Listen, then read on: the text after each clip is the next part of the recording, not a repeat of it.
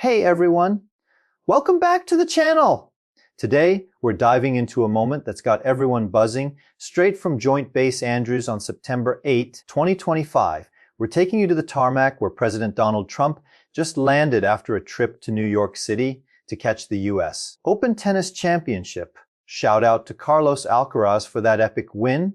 The atmosphere here is electric with the press buzzing and cameras flashing, all waiting to hear what Trump has to say.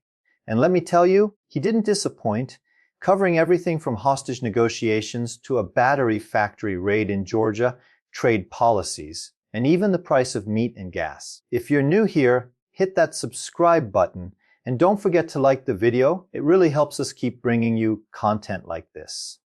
So let's get right into it and break down what went down at Andrews. As Trump steps off Air Force One, you can feel the energy shift. He's back from a big day, and the reporters are ready to pounce. He starts off with a cryptic comment about a major situation he's working on, saying, "We're working on a solution that maybe could be very good." No specifics yet, but he promises we'll hear more soon. It's all about ending a conflict and getting hostages back. Over 20 of them, he says, some tragically no longer alive. The families are desperate, and he's been having some serious talks that could lead to something big. I'm sitting here thinking, wow, that's heavy stuff. International diplomacy at its most intense. What do you guys think about these kinds of negotiations? Are they as tough as they sound? Drop your thoughts in the comments. He's got this way of keeping things just vague enough to keep us hooked. And I'm all for it. Then, a reporter jumps in about that Georgia battery factory raid, and Trump doesn't miss a beat. He explains that ICE was doing its job because some workers, mostly South Korean nationals, were there illegally. But here's where it gets juicy. He says, look, it's a battery factory and they're building batteries. You know, we don't have people in this country right now that know about batteries. I was like, wait, what? He's saying we need to bring in experts to train our folks because we're behind on this high-tech stuff. Maybe we should help them along and let them come in and train our people to do complex things, whether it's battery manufacturing or computer manufacturing or building ships, he says. I'm thinking that's a pretty smart move. Bring in the pros to teach us, then let them stay a bit to make sure it sticks. It's like he's playing chess with the global economy, thinking a few moves ahead. What's your take on this? Should we be training our own experts or leaning on foreign know-how? Let me know below. He goes on to say they're looking at the whole situation closely, and it's a delicate balance.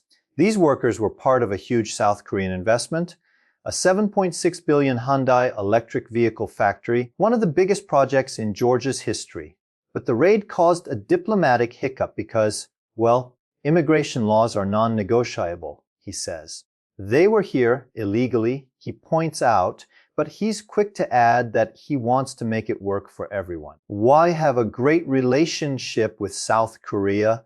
He says, and you can tell he's trying to keep that alliance tight while enforcing the rules. It's like walking a tightrope, supporting foreign investment, but standing firm on immigration. I'm curious, what do you think about balancing big foreign projects with strict immigration policies? Is he pulling it off? Share your thoughts. Then he touches on the broader economic picture, hinting at plans to tackle the rising costs of meat and gas. We're working on it, he says, keeping it short but clear he's got ideas brewing. Those prices hit us all in the wallet, right? Meat's gotten so pricey, and gas isn't much better. He doesn't dive deep into the details, but you can bet he's got something up his sleeve to ease the pressure. It's classic Trump. Big promises, bold moves, and keeping us guessing. I'm thinking about how tough it must be to address inflation while pushing for industrial growth. What would you do about meat and gas prices? Drop your ideas in the comments. He wraps up by talking about training programs and the U.S.-South Korea relationship, saying he's going to speak with their president soon to smooth things over. It's a great deal. He says, and you can feel the pride in that partnership. He's all about making sure American workers benefit from these foreign investments while keeping the rules in check.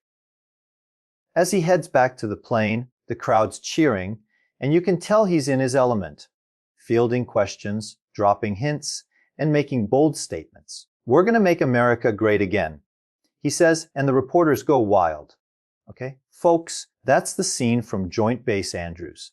A whirlwind of global issues, economic plans, and immigration debates, all in one quick press gaggle. If you're as fascinated by this as I am, hit that like button and subscribe for more. I want to hear your take. What's the most exciting part of this for you? The hostage talks, the battery factory drama, or maybe the economic plans? Let's keep the conversation going in the comments. Thanks for watching, and I'll catch you in the next video!